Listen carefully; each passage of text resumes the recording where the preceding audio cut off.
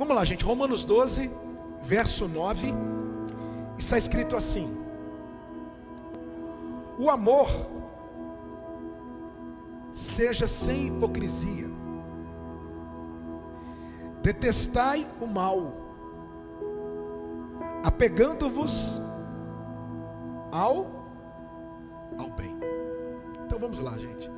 Virtudes recomendadas do apóstolo Paulo. Ele começa dizendo o seguinte: o amor seja sem hipocrisia, detestai o mal, apegando-vos ao bem. Gente, não preciso aqui detalhar bem isso aí, o amor sem hipocrisia. Amor com hipocrisia não é amor. O verdadeiro amor, ele não tem hipocrisia. O verdadeiro amor, ele não tem interesse. O verdadeiro amor, ele não tem maldade, ele não tem malícia, ele é puro. Ele é puro. Essa questão de falar que ama as pessoas ou que ama as almas, mas demonstra outra coisa, isso é hipocrisia. Uma coisa que eu sempre falo, que o amor não é apenas palavra, o amor é atitude. Então o apóstolo Paulo fala: amor sem hipocrisia, detestai o mal, apegando-vos ao bem. Ou seja, corra do mal, aquilo que é mal, fuja, corra e se apegue ao bem. E aí, continuando, no verso 10 ele diz: amai-vos cordialmente uns aos outros, com amor fraternal, preferindo-vos em honrar quem, gente? Uns aos outros. Olha que bacana isso. O amor seja fraternal. Ele fala para a gente amar de maneira cordial. Ele fala: prefira honrar. Prefira honrar uns aos outros. Vamos detalhar isso. Você vê que a nossa carne, o nosso ego, a nossa natureza que é pecaminosa, o que ela prefere? Ela prefere falar mal, ela prefere criticar, ela prefere dar o troco, porque a nossa natureza é essa, é pecaminosa. Só que aqui o apóstolo Paulo, ele ensina que temos que prefira honrar, ou seja, honre o outro. Existem várias maneiras de honrar alguém. Você honra uma pessoa quando você dá um conselho para ela, quando você aponta o erro dela e fala: fulano, isso não é legal você fazer. Você não está repreendendo porque você quer simplesmente repreender, não, você está repreendendo porque você ama ela, você está honrando ela. Honrar a pessoa é você suprir também a sua necessidade. É no momento de dificuldade, necessidade, você está ali pronto com a mão estendida. Estou honrando alguém. Eu aprendi isso dentro desse verdadeiro evangelho. Eu até citei isso aqui uma vez no conselho de pastores que eu fui. O pastor que estava ministrando, o presidente do conselho, falou assim para os pastores: tem algumas cadeiras aqui paradas aqui, acho que é bom fechar lá, o pastor Carlos, se puder fechar as duas, tem algumas cadeiras paradas aqui, e eu queria honrar você, que você é pastor que não tem, ou está em falta as cadeiras na sua igreja. Eu queria honrar você. Ele não cobrou nada. O que ele fez? Ele honrou com o que ele tinha, os que não tinham. Então, quando Paulo prefere honrar, existem várias maneiras de você honrar uma pessoa: com palavra, com atitude. Então, tiver de preferir, vamos preferir honrar uns aos outros. Muito bem, aí continuando agora, no verso 11. Verso 11, olha o que ele fala aí, gente: no zelo, não sejais remissos, sede fervorosos de espírito, servindo ao Senhor. Então, vamos parar aqui. Não sejais remissos no zelo, ou seja, ausentes no zelo, né? E você pode aplicar esse zelo em tudo, né? Com respeito ao zelo, que é o cuidado, a gente não pode ser remisso, a gente não pode ser ausente. E aí ele fala: sede fervorosos no espírito. Fervor vem de quê, gente? Fervura. Quando algo está fervendo, está frio ou está quente? Não vem, gente? Quente. Então fervor não é a oração, não é orar em voz alta. Fervor não é cantar alto. Fervor não é chamar a atenção dos outros. É fervor no espírito. Aquele crente no espírito mesmo. Ele é de oração. Ele é espiritual. Sabe, ele vive no espírito. Ele vigia. Ele se alimenta da palavra. Então, fervor no espírito. Você vê que o grande problema hoje nas igrejas no geral é a falta de crente fervoroso. É a falta de... A gente olha para a igreja primitiva. O que a gente vê na igreja primitiva? Uma igreja fervorosa. Era uma igreja de oração. Você vê que hoje, quando você fala fervor, tem gente que nem sabe o que é fervor, né? É ser um crente apaixonado. Não é só apenas conhecer a palavra. Outro dia eu estava falando isso com o Marcos, né? Que ele fala que muitos que começam a aprender a teologia ficam menos crentes. Está errado, não pode. Se hoje eu conheço mais a Bíblia, eu tenho que ser mais crente. Se hoje eu conheço mais a Bíblia, eu tenho que me apegar mais a Deus. Se eu conheço mais, eu preciso me apegar mais. Se eu estou me apegando menos, tem coisa errada. Que ensinamento é esse que te afasta? Que ensinamento é esse que te distancia? Então precisamos ser crentes no fervor. Fervor no espírito. Fervorosos. Não aquele coração frio, aquele coração gelado, aquele coração que pega fogo por Jesus. E aí, continuando no verso 12: regozijai-vos na esperança, sede pacientes na tribulação, na oração perseverantes. Então, vamos parar aqui, gente. Regozijai-vos na esperança, sede pacientes na tribulação. Então vamos lá. Regozijai-vos na esperança, feliz na esperança. O coração do convertido é um coração esperançoso. Pior coisa que tem, ou uma das piores, é a pessoa viver sem esperança. O cristão verdadeiro, o crente, ele tem um coração esperançoso. Ele tem esperança. Quem renova essa esperança dentro dele é o próprio Deus. E ele fala: sede pacientes na tribulação, porque é na tribulação que vem a prova, a nossa prova de fé. Quantos que reclamaram ou tropeçaram no meio do caminho por conta de uma tribulação, porque não foram pacientes. Temos que esperar com paciência. Não é no nosso tempo, não é na nossa hora, é na hora de Deus. E ele fala: sede perseverantes na oração. Só conselho bacana. Ontem meia-noite eu estava orando, e ultimamente eu tenho feito assim: às vezes eu oro de joelho, às vezes eu abro a janela lá do quarto e tenho orado com os olhos abertos, olhando para o céu. Todo dia, meio-dia e meia-noite, todo dia, meio-dia e meia-noite. Todo dia eu estou lá, diante do céu, batendo na janela de Deus, porque eu só peço.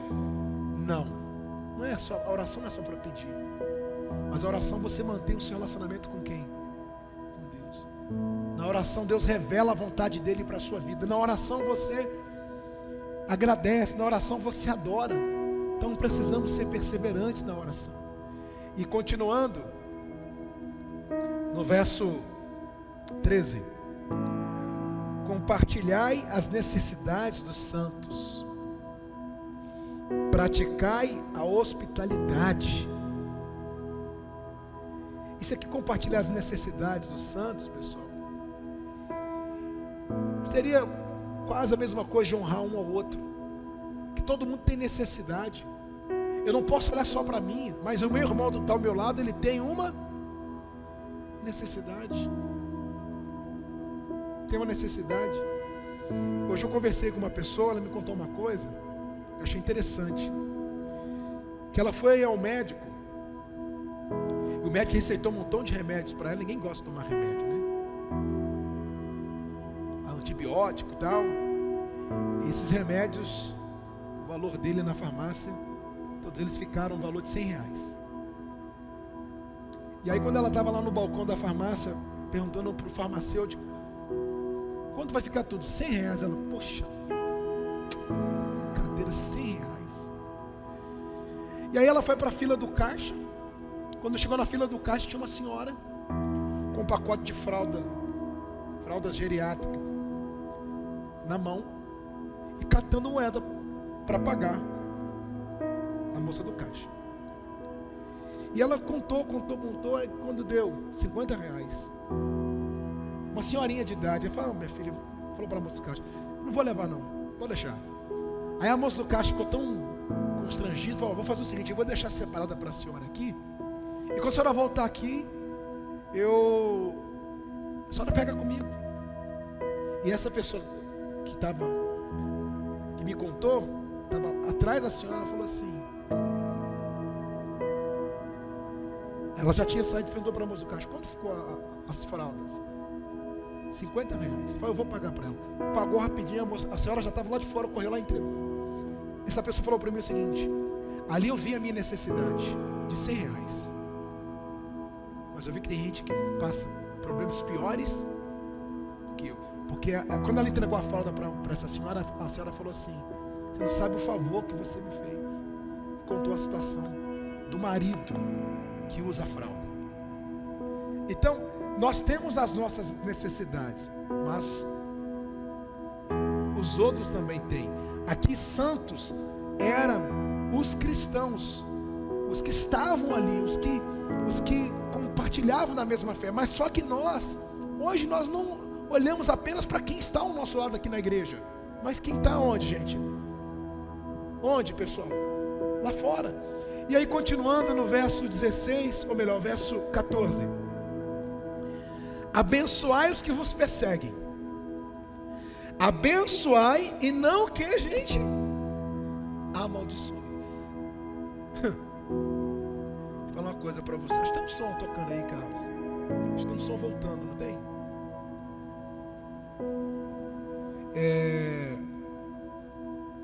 Esse abençoai aí, então tá bom. Esse abençoai os que vos perseguem e não amaldiçoeis, gente. Se a gente abençoa, pastor Valdemir, quem persegue, que dirá o irmão? Que dirá o irmão? Como tem gente que às vezes amaldiçoa o outro, que o outro foi para outra igreja. Aqui estamos falando para a gente abençoar quem? Quem persegue a gente. E como tem gente que às vezes amaldiçoou, nunca amaldiçoe ninguém, é antibíblico isso. Abençoe, que Deus abençoe. E aí, continuando, verso 15, perdão. Alegrai-vos com os que se alegram e chorai com os que choram. Tende o mesmo sentimento uns para com os outros, em lugar de serdes orgulhosos. Condescendei com o que é humilde. Não sejais sábios aos vossos próprios olhos. Bom, chorar com quem chora, se alegrar com quem se alegra. Na hora de chorar, chora junto. Na hora de sorrir, sorri junto. E aí ele vem dizendo o seguinte: não seja orgulhoso, não seja sábio aos seus próprios olhos. Esse sábio aos seus próprios olhos é aquela pessoa que aos olhos dela ela está certa.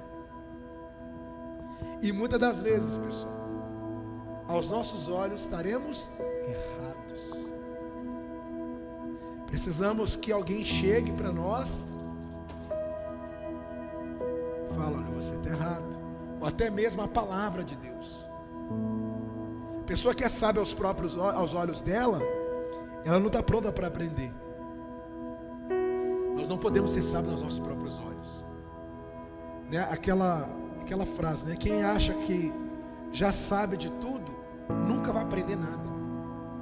Então, que sejamos humildes para aprender, humildes para reconhecer o nosso erro, humildes para dizer: olha, eu errei, eu preciso aprender, eu preciso recomeçar. E aí, continuando, no verso 17, diz assim: não torneis a ninguém mal por mal, esforçai-vos para fazer o bem perante todos os homens. Se possível, quando depender de vós, tende paz. Com quem, gente? Com todos os homens. Não vos vingueis a vós mesmos, amados, mas dai lugar à ira, porque está escrito: a mim pertence a vingança, eu é que retribuirei, diz o Senhor. Parece um pouquinho meio confuso, mas você vê que o apóstolo Paulo fala o seguinte: se depender de você, crente, não está falando aqui, não está falando com incrédulo, com convertido. Depender de você, convertido, vai ter paz com todo mundo. E por mais que você vê que ele fala da ira, né? Mas o que ele diz? Completando a ira: a vingança não pertence a você. Quem vai decidir se a pessoa vai ter ou não? É Deus. Não quer dizer que você vai orar: ó Deus, pesa a mão, ó, não, faça isso não. Ele é justo. O que o homem semear, isso ceifará, é bíblico. Então, você vê que ele fala de vingança, né? Essa coisa de vingança: não, eu vou dar o troco. Não é bom, não é. Eu falo, essas pessoas que hoje não se curaram das feridas lá de trás, que foram pisadas, foram massacradas, e até hoje não está naquela: eles vão pagar tudo que me fizeram. Igual outro dia a pessoa está falando comigo: eles vão pagar tudo, os anos que eles me enganaram. Não faça isso.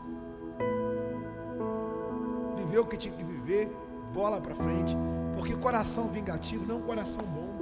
Eu vejo o seguinte: a pessoa que tem vingança no coração dela, ela não vive bem. Só que tem coração, vai ver, né? Vai pagar. Não vive de boa. Acho que a pessoa que vive de boa, a pessoa, olha, ele fez errado, aprontou, é entre ele e quem? Que Deus o abençoe, vou orar por ele, eu vou seguir minha vida em frente. Finalizando agora, 20. Pelo contrário, se o teu inimigo tiver fome, dá-lhe de comer. Se tiver sede, dá-lhe de beber, porque fazendo isso, amontoarás brasas vivas sobre sua cabeça. Não te deixe vencer o mal, não te deixe vencer do mal, mas vence o mal com que a gente? Com o bem. Bom, esse brasas vivas na cabeça, eu separei aqui a anotação, não tem nada a ver com pedrinha na coroa lá em cima, viu? Nada a ver. Tem gente que fala assim: tá vendo aqui, ó, se eu faço bem, brasas vivas na minha cabeça. Não. Vou explicar para você o que significa isso. Deixei marcado aqui, ó. Refere-se a um costume antigo dos egípcios, no qual uma pessoa que quisesse demonstrar público arrependimento, carregava uma panela de brasas vivas sobre a cabeça. As brasas simbolizavam a dor ardente de sua vergonha e culpa. Quando os cristãos ajudam seus inimigos com amor, esse procedimento causa vergonha para essas pessoas pelo seu ódio e animosidade. Então, olha que bacana. O inimigo fez um mal a você e você vem com outra atitude. O que isso causa em quem? Né? A pessoa esperou uma atitude sua e você não pagou com a mesma moeda. Fica sem graça, fica com vergonha. Por isso que ele usa essa expressão, né? Brasa viva sobre a cabeça. Então, gente, para resumir, quem é de Deus dá bom testemunho. Quem é de Deus tem um coração bom, coração abençoado, coração do bem. Quem é de Deus procura a paz. Quem é de Deus está sempre pronto para estender a mão. Quem é de Deus olha para Deus e é piedoso, mais nada. Quem é de Deus demonstra com suas atitudes. Quem é de Deus, por mais que tenha a sua natureza, o seu ego ferido, a sua natureza pecaminosa, mas quem é de Deus procura ser humilde, pastor Valdemir. Quem é de Deus é diferente, né? Como o senhor colocou isso sobre, que chamou muita atenção também, a parte que fala para nós abençoarmos as pessoas. E às vezes nós podemos estender a bênção só por aquelas pessoas que jogam no nosso time, que nós nos damos bem. Existem pessoas que às vezes é contra as decisões que nós tomamos, é contra você, às vezes de graça. Não concorda, né? Não concorda. Não concorda. Infelizmente hoje tem isso, né? Por situações isso, por lá. Mas nós devemos estender a bênção para todas as pessoas. E eu digo o seguinte também: em nossas orações inclui isso. Sim. Senhor, abençoa fulano, cicrano. Eu não sei a maldade da onde que vem, ela existe. E às vezes vem de pessoas que a gente menos espera, mas guarde essas pessoas e não me desampare. Isso é abençoar. Quer dizer, essa passagem de hoje, quando nós entendemos ela, nós somos abençoados e transferimos essas bênçãos para outras pessoas também. Exato. Nós não somos melhores que ninguém, mas quem é de Deus é diferente, pastor. Sem sombra de dúvida. Quem é de Deus procura se encaixar nesse padrão aqui. Você vê? O apóstolo Paulo fala de fervor, fala de não ser remisso. Você vê que ele fala de todas as virtudes de um cristão. É o que a gente precisa procurar fazer, né? Porque a gente não é perfeito para estar 100% assim, né? Será que se alguém fazer mal para você, você vai sorrir para essa pessoa na mesma hora? Não, você não vai gostar. Mas o coração que Deus te deu é um coração transformado, um coração que, é o que eu falo direto, né? O coração que Jesus me deu, não deixa ter mágoa, né? Às vezes a pessoa fala assim: ficou com raiva de mim, mas como ficar com raiva de você? Como vou ficar com raiva? Posso na hora ter ira, como aqui o apóstolo Paulo fala da ira, né? Irai-vos, mas não pequeis. Fiquem de pé, por gentileza. Nós vamos cear agora. E a ceia, para quem é a ceia, o pastor Joel? A ceia é para todos aqueles que estão no corpo de Cristo, né? Aqueles que entenderam isso, aqueles que foram inseridos no corpo dele. Nós somos participantes do corpo e do sangue. Vamos agradecê-lo, adorá-lo por tudo aquilo que ele tem feito, tudo aquilo que ele tem dado a nós. Senhor, obrigado por essa palavra. Às vezes, ó Deus, deixamos a ira tomar conta, às vezes deixamos os problemas tomarem conta do nosso coração, às vezes deixamos de ser fervorosos, às vezes somos remissos, mas queremos, ó Deus, ser fervorosos em Tua presença. Queremos, ó Deus, ter um coração piedoso, misericordioso, ó Pai. Santifica, ó Deus, lave o nosso coração, perdoa os nossos pecados e as nossas faltas, os nossos erros. Nessa ceia onde cearemos aqui reunidos em irmãos, em comunhão, queremos Te louvar e Te adorar e Te agradecer, Deus. É o que nós Te pedimos. Receba o corpo através do pão e também o cálice, o suco de uva que representa o sangue de Cristo. Ao receber esses elementos, você pode apresentá-los ao céu. Quem está em casa, faça a mesma coisa. Tu que estás assentado No trono, no trono,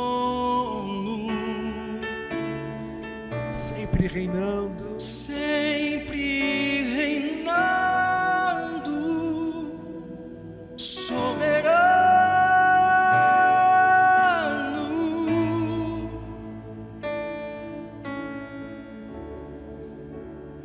anjos cantando, homens homens louvando,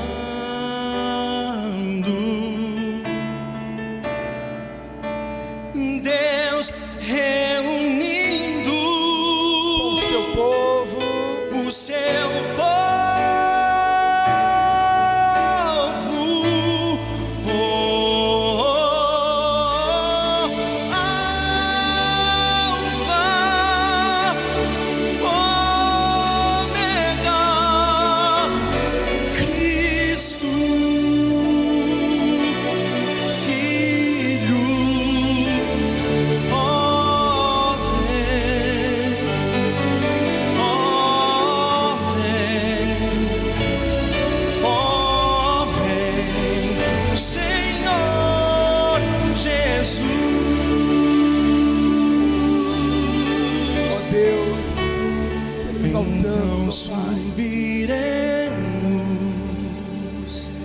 declara ele, estaremos, juntos estaremos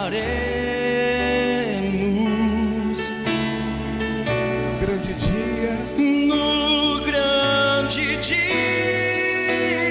em que tu virás, em que tu virás,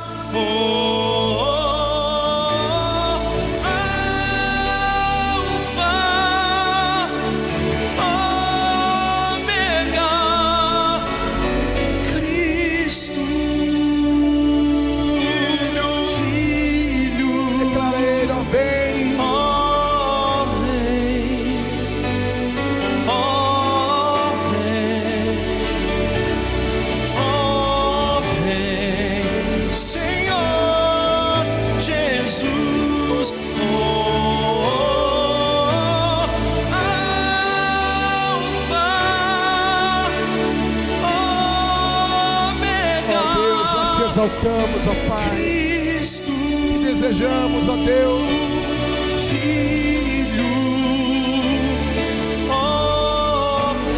Tu és a nossa força, Pai, o nosso tudo, Jesus.